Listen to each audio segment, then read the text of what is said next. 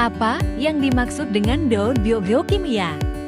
Daur biogeokimia adalah proses alami yang mengatur pergerakan unsur-unsur kimia di dalam biosfer, litosfer, atmosfer, dan hidrosfer bumi. Ini melibatkan interaksi antara organisme hidup lingkungan fisik dan faktor kimia. Unsur-unsur seperti karbon, nitrogen, fosfor, sulfur, dan oksigen berpindah antara berbagai reservoir di bumi, termasuk dalam organisme hidup, batuan, air, udara, dan tanah. Siklus biogeokimia utama. Yang pertama, siklus air. Siklus air dalam daur biogeokimia melibatkan perpindahan air antara atmosfer laut, daratan, dan organisme hidup melalui serangkaian proses seperti penguapan, presipitasi, dan aliran air. Siklus air merupakan aspek kunci dalam menjaga keseimbangan ekosistem dan kehidupan di bumi. Ini mengatur distribusi air di bumi, memungkinkan kehidupan tumbuhan dan hewan, serta mempengaruhi iklim regional dan global. Mari kita simak video tentang siklus air. Selamat menyaksikan video siklus air yang dibuat oleh kelompok 4. Apa yang ada di bumi terus-menerus dipanaskan dan didinginkan ketika bergerak dalam siklus antara permukaan bumi dan atmosfer. Proses ini disebut siklus air.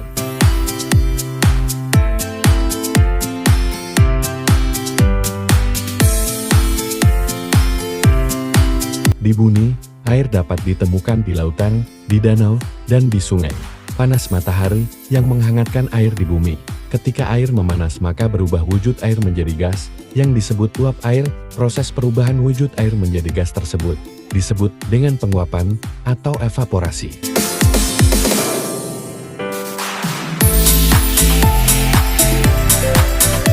Uap air di udara disebut dengan awan. Naik dari permukaan bumi, berubah menjadi cair, air berupa butiran-butiran air kecil, dan menjadi awan. Proses ini disebut dengan kondensasi. Tetesan air tersebut semakin besar, dan bergabung dengan tetesan-tetesan air lainnya. Lahirnya jatuh kembali ke permukaan bumi yang disebut dengan presipitasi. Presipitasi termasuk hujan, maupun hujan berupa butiran-butiran air.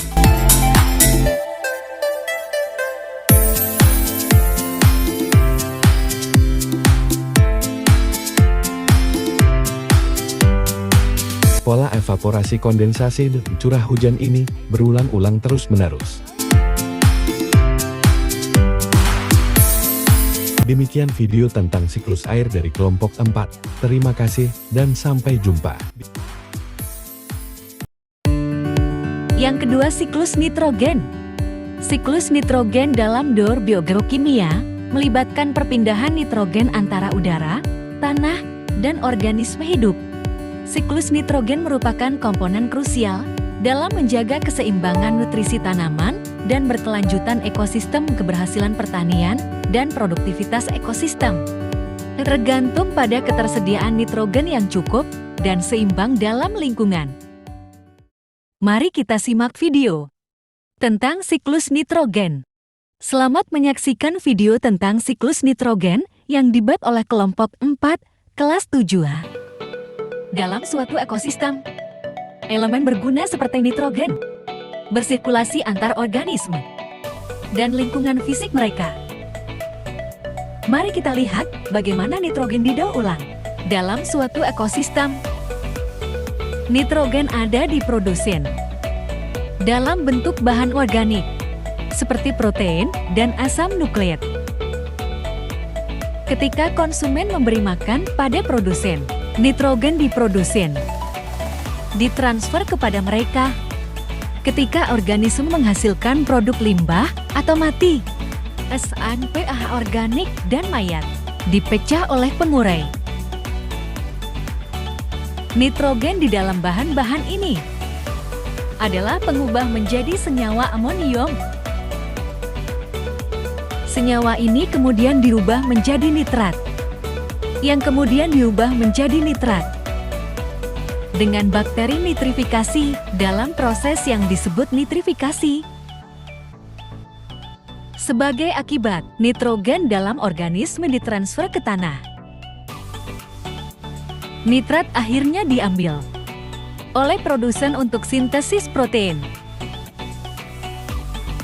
Selain aksi bakteri, petir mengubah nitrogen di atmosfer menjadi nitrogen oksida. Nitrogen oksida yang larut dalam air hujan untuk membentuk nitrat di dalam tanah. Nitrat ini juga diambil oleh produsen. Gas nitrogen di atmosfer mau menyebar langsung ke dalam tanah. Di dalam tanah, gas nitrogen diubah menjadi senyawa amonium oleh bakteri pengikat nitrogen yang hidup bebas. Proses ini disebut fiksasi nitrogen. Ketika bakteri pengikat nitrogen mati, mereka dipecah oleh pengurai, dan senyawa amonium dilepaskan ke dalam tanah. Senyawa tersebut kemudian diubah menjadi nitrat melalui nitrifikasi. Lagi, nitrat akhirnya diserap oleh produsen. Selain hidup bebas di dalam tanah, bakteri pengikat nitrogen juga ada pada bintil akar tanaman kacang-kacangan. Mereka mengubah gas nitrogen di udara tanah menjadi senyawa amonium yang diambil oleh tanaman polong-polongan untuk pertumbuhannya melalui cara-cara di atas. Nitrogen dalam organisme dan udara kembali ke tanah, dan akhirnya diambil alih oleh produsen. Namun demikian, jika tanah memiliki arasi yang buruk, nitrat dalam tanah dapat diubah menjadi gas nitrogen oleh bakteri denitrifikasi. Proses ini disebut denitrifikasi. Gas nitrogen kemudian berdifusi ke atmosfer. Beginilah cara nitrogen didaur ulang dalam ekosistem. Yang terakhir atau yang ketiga yaitu siklus karbon. Siklus karbon dalam daur biogeokimia melibatkan pergerakan karbon antara atmosfer, hidrosfer, litosfer, dan biosfer. Proses-proses utama dalam siklus karbon melibatkan fotosintesis, respirasi, dekomposisi, pembakaran, dan pengendapan karbon. Siklus karbon memainkan peran penting dalam mengatur keseimbangan karbon di atmosfer dan memiliki dampak besar pada iklim global. Keseimbangan siklus karbon yang baik sangat penting untuk menjaga keberlanjutan ekosistem dan kehidupan di bumi. Mari kita simak video tentang siklus karbon.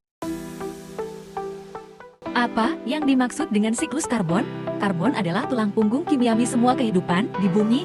Semua karbon yang kita miliki saat ini di bumi adalah jumlah yang sama dengan selalu kita miliki. Ketika kehidupan baru terbentuk, karbon membentuk molekul-molekul penting seperti protein dan DNA. Karbon juga ditemukan dalam kehidupan kita, atmosfer dalam bentuk karbon dioksida atau CO2.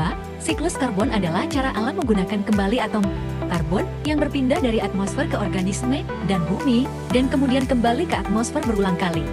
Sebagian besar karbon disimpan di batuan dan sedimen, sedangkan sisanya tersimpan di atmosfer, lautan, dan organisme hidup ini merupakan reservoir atau penyerapan yang menjadi tempat terjadinya siklus karbon. Laut merupakan tempat penyerap karbon raksasa yang menyerap karbon organisme laut mulai dari tanaman rawa hingga ikan. Karbon organisme laut mulai dari tanaman rawa hingga ikan, dari rumput laut hingga burung, juga menghasilkan karbon melalui organisme hidup dan mati. Terkadang organisme mati menjadi bahan bakar fosil yang melalui pembakaran menghasilkan karbon dioksida dan siklusnya terus berlanjut.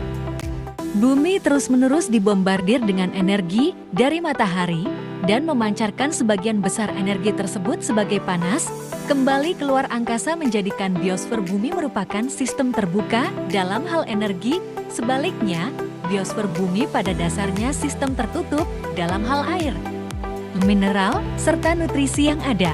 Saat ini, dalam jumlah terbatas yang didaur ulang melalui komponen kehidupan dan geologi biosfer disebut dengan siklus karbon, elemen kunci kehidupan organik di bumi, siklus melalui biosfer. Dengan cara ini, seperti semua tumbuhan ganggang dan sianobakteri, adalah organisme autotrof yang menghasilkan makanannya sendiri dari molekul organik untuk memfasilitasi melalui fotosintesis. Fotosintesis menggunakan energi dari matahari untuk menggabungkan karbon dioksida dari atmosfer dan air dari tanah untuk membentuk karbohidrat seperti glukosa.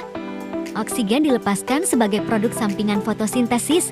Disinilah kita akan mulai melacak perjalanan karbon melalui siklus karbon.